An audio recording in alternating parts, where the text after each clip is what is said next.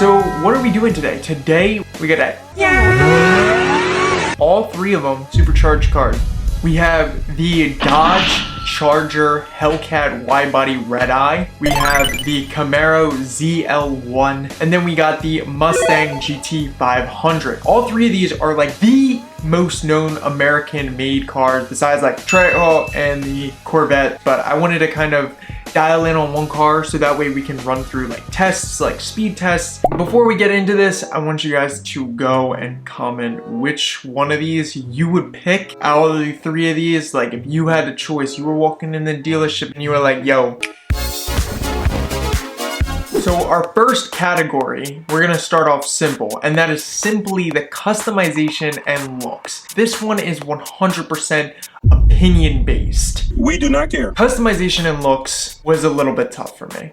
Now, granted, all three of these look very, very, very aggressive. I do like all three of these. I like the look of all of them. They definitely look like they're, you know, you're going to the gym, you know what's up. I had a big debate between two of these. Well, I guess two now. Is this better than a Hellcat? No. I gave the Camaro ZL1 #1. I think that car with that wide body kit looks absolutely insane. I mean, don't get me wrong, we're still on Forza. You can't edit the exhaust look, you can't edit back bumpers, spoilers is very vague. You can't do a lot of customization. And I wish that you could, obviously, but we live in Forza world. So, which they're very heavy on making the game realistic, which I get that. That's super cool, but it's kind of weird how it's an arcade game, not a sim racing game. That's a conversation for another time.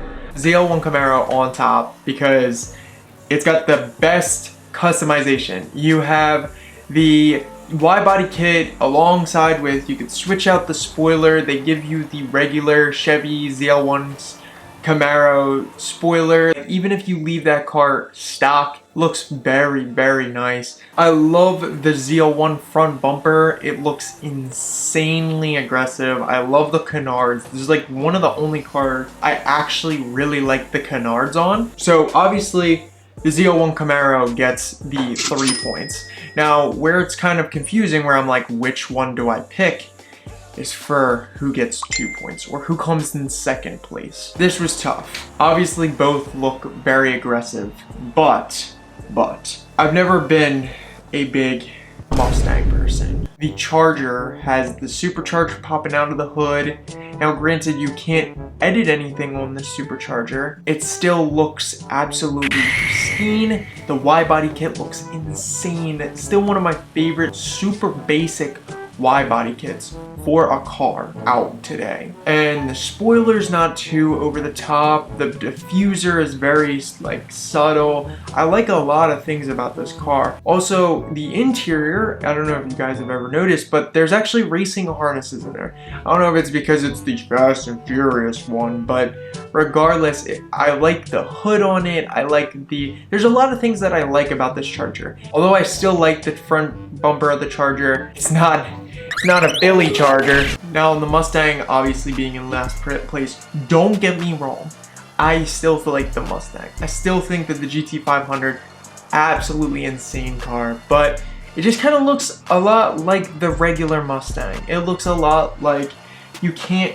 tell the difference between that and the Mustang GT. And sometimes even myself, when I see the GT500 on the road, it depends on how much the person has like tampered or like modified the car for me to actually go, oh shoot, that's a GT500. Sometimes I mistake myself and I'm like, oh, that's just a regular GT. I don't know what bro was yapping about. This is the worst one. This was the worst one to do. I hated this. I tried this, holy, this was like pulling teeth. I raced these cars just on like a regular circuit. Every single one of them, when they launch, you have to like, do not let the car go over 4,000 RPMs or this thing is sliding. Now granted, all of these cars are tuned. This is what we got so far. I got on here, so the Camaro had just under 1,000 horsepower, and maybe that's why it was the best. The Mustang had over 1,100 horsepower with 900 foot-pounds of torque. The Camaro had 800 foot-pounds of torque. And then the Hellcat originally had just under 1,600 horsepower with just over 1,300.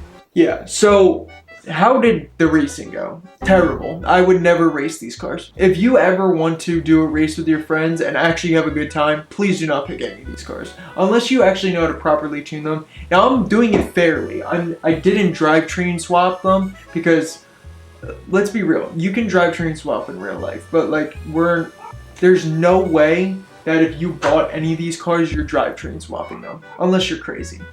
Well, let's just get this out of the way. Camaro is number one. I could have probably ran through the race a couple more times and got Mustang on podium.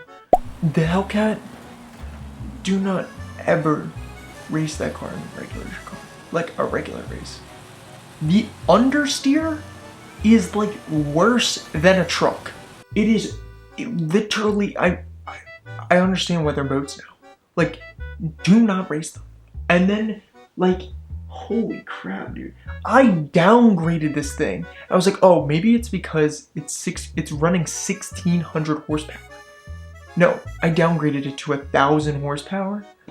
Dude, things still turn like a boat. I still only get, the highest I ever got was 5th or 6th place, which, I mean, is fine. Like, and I'm not saying I'm the best racer on these games. I'm not.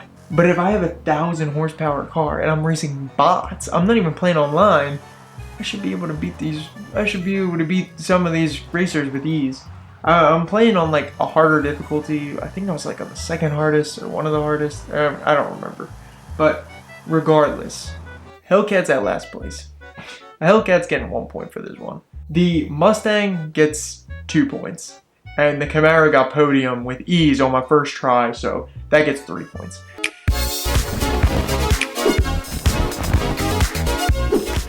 Is the drifting. Going sideways. Now these cars, like I said in the last, they're all good at this. They're all good at going sideways because they make a lot of power. How much e-brake you have to apply and how many times you have to clutch kick if you need to. I think the Hellcat's number one. It might be because it makes the most power, but like you can literally, if you just flick it over 5,000 RPMs, the back end kicks out and you initiate a drift, and it's actually not, I would consider drifting it.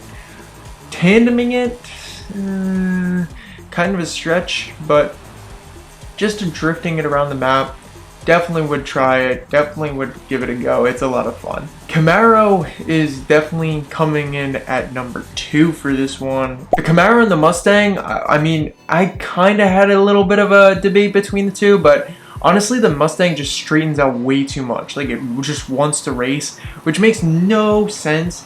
The Camaro is still good at like burnouts, like first gear burnouts, so I put that over the Mustang. The Mustang maybe holds a little bit of a better line, but like I said, it's just annoying because it always just wants to straighten out. Lastly is straight line racing, which is kind of what all American cars are built to do. Number one, the Hellcat, and that's only because like it had the top speed for the acceleration run, it had the top speed in general of the two. It almost hit 260 miles an hour, which makes sense because it has 1,600 horsepower, which is actually ridiculous and is crazy fast. But yeah, it can't turn. But I mean, hey, at least it could go really fast in a straight line. You can beat a lot of cars in a straight line. Now granted, there is obviously the problem that even though it does go really fast in a straight line, it does always want to kick out. And then coming in at number 2, I'm gonna put the Mustang because it had the second fastest acceleration and the second fastest. So yeah, I guess the Camaro is just really good at racing.